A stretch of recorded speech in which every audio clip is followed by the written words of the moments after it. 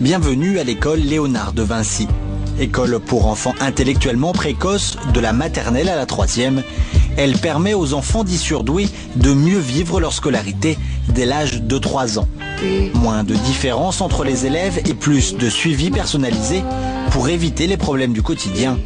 Enfin presque. Qu'est-ce que ça arrive?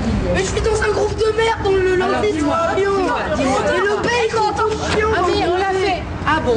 Il y a 2-3 exceptions, mais c'est tout. Mais putain, s'ils sont chiants, je préfère être nul et avoir des amis dans ma classe qu'être fort et pas avoir d'amis. C'est chiant.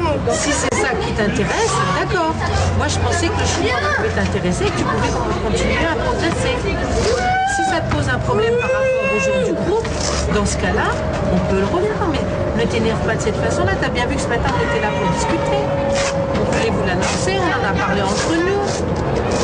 Donc quand on essaye de faire les choses, on essaye de les faire au mieux pour vous. Cet établissement propose les mêmes matières qu'une école traditionnelle. Et si l'enseignement des professeurs y est spécifique, c'est que les enfants intellectuellement précoces ont besoin d'un encadrement particulier. Un peu plus de pédagogie, moins de cours magistraux, une écoute attentive et des activités adaptées pour que les leçons leur soient le plus bénéfiques possible. Des leçons de français jusqu'aux cours d'éducation physique. Je voulais dire un peu par artiste. C'est des compétiteurs dans l'âme. Mais c'est des compétiteurs dans l'âme, mais en même temps, c'est des enfants qui ont besoin de se socialiser énormément avec les autres. Mais comme ils sont un petit peu différents, la socialisation n'est pas toujours facile. Oh, vous arrêtez. Corentin, tais-toi. Chut. Vous m'écoutez 2 secondes. Alors il y a un problème au niveau de tout le monde, c'est que là, au fur et à mesure, vous vous mettez tous à gueuler, à raconter votre vie pour rien. On s'arrête, d'accord? Quand je vous demande de vous mettre en place, vous mettez rapidement en place. Il y en a 4 qui se mettent en dessous. Tout est décidé à l'avance. Il y en a 4 en dessous, puis 3, puis 2, puis 1. Et c'est pas au dernier moment que Guillaume Boulot se met à pleurer parce qu'il est pas content, et qu'on change tout, et que du coup ça prend une demi-heure pour se remettre en place, et que ceux en dessous ils portent pendant une demi-heure ceux du dessus. Guillaume est un de ces élèves détectés intellectuellement précoces. Malgré une classe sautée, son précédent établissement ne lui convenait plus. Ses parents, comme d'autres dans leur situation, ont décidé de l'inscrire à Léonard de Vinci. Ici, malgré ses facilités et son jeune âge, Guillaume se mêle à ses camarades. Sans faire semblant, il peut participer à la vie en classe. Parfois même un petit peu plus que les autres. La violence peut-elle être un remède à l'injustice? Par exemple, il y a le truc, ça s'appelle la loi du talion. Œil pour œil, dent pour dent. Ça veut dire... mais en fait, s'il y a une grosse injustice, on ne va pas lui faire la même chose.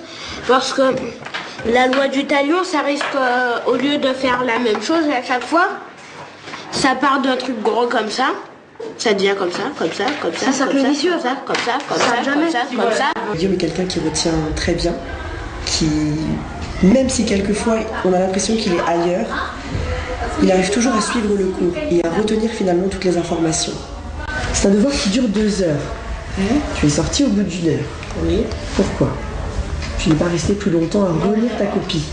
En fait, en fait j'étais vraiment sûre, mais en fait quand le devoir est facile, je regarde le titre. D'accord, écoute. La preuve, j'ai eu une bonne note.